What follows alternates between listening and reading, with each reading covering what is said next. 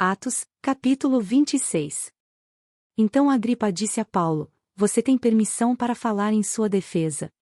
A seguir, Paulo fez sinal com a mão e começou a sua defesa. Rei Agripa, considero-me feliz por poder estar hoje em tua presença, para fazer a minha defesa contra todas as acusações dos judeus, e especialmente porque estás bem familiarizado com todos os costumes e controvérsias deles. Portanto, peço que me ouças pacientemente. Todos os judeus sabem como tenho vivido desde pequeno, tanto em minha terra natal como em Jerusalém. Eles me conhecem há muito tempo e podem testemunhar, se quiserem, que, como fariseu, vivi de acordo com a seita mais severa da nossa religião. Agora, estou sendo julgado por causa da minha esperança no que Deus prometeu aos nossos antepassados. Esta é a promessa que as nossas 12 tribos esperam que se cumpra, cultuando a Deus com fervor, dia e noite. É por causa desta esperança, ó Rei, que estou sendo acusado pelos judeus.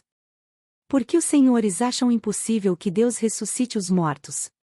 Eu também estava convencido de que deveria fazer todo o possível para me opor ao nome de Jesus, o Nazareno. E foi exatamente isso que fiz em Jerusalém. Com autorização dos chefes dos sacerdotes lancei muitos santos na prisão, e quando eles eram condenados à morte eu dava o meu voto contra eles. Muitas vezes ia de uma sinagoga para outra a fim de castigá-los, e tentava forçá-los a blasfemar. Em minha fúria contra eles, cheguei a ir a cidades estrangeiras para persegui-los. Numa dessas viagens eu estava indo para Damasco, com autorização e permissão dos chefes dos sacerdotes. Por volta do meio-dia, ó Rei, estando eu a caminho, vi uma luz do céu, mais resplandecente que o sol, brilhando ao meu redor e ao redor dos que iam comigo. Todos caímos por terra. Então ouvi uma voz que me dizia em aramaico: Saulo, Saulo, por que você está me perseguindo? Resistir ao aguilhão só lhe trará dor. Então perguntei: Quem és tu, Senhor? Respondeu o Senhor: Sou Jesus, a quem você está perseguindo.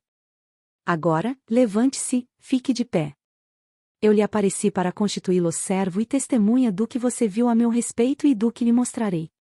Eu o livrarei do seu próprio povo e dos gentios, aos quais eu o envio para abrir-lhes os olhos e convertê-los das trevas para a luz, e do poder de Satanás para Deus, a fim de que recebam o perdão dos pecados e herança entre os que são santificados pela fé em mim. Assim, Rei Agripa, não fui desobediente à visão celestial. Preguei em primeiro lugar aos que estavam em Damasco, depois aos que estavam em Jerusalém e em toda a Judéia, e também aos gentios, dizendo que se arrependessem e se voltassem para Deus, praticando obras que mostrassem o seu arrependimento. Por isso os judeus me prenderam no pátio do templo e tentaram matar-me.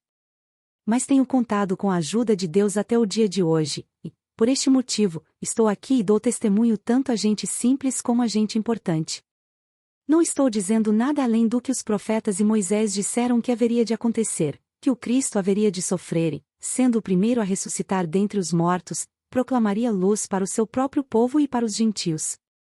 A esta altura Festo interrompeu a defesa de Paulo e disse em alta voz: Você está louco, Paulo. As muitas letras o estão levando à loucura. Respondeu Paulo: Não estou louco, excelentíssimo Festo. O que estou dizendo é verdadeiro e de bom senso. O rei está familiarizado com essas coisas, e lhe posso falar abertamente. Estou certo de que nada disso escapou do seu conhecimento, pois nada se passou num lugar qualquer.